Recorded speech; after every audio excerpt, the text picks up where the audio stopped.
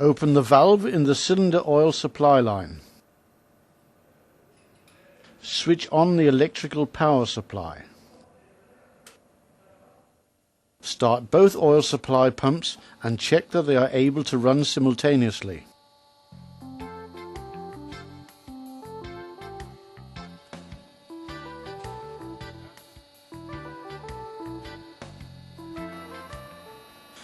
Check that the pressure drop indicator for the pressure filter is green.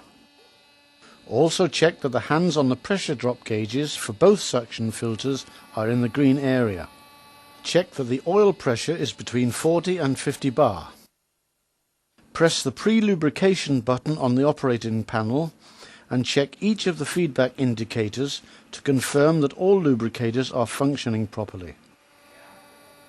Set both pumps to remote control.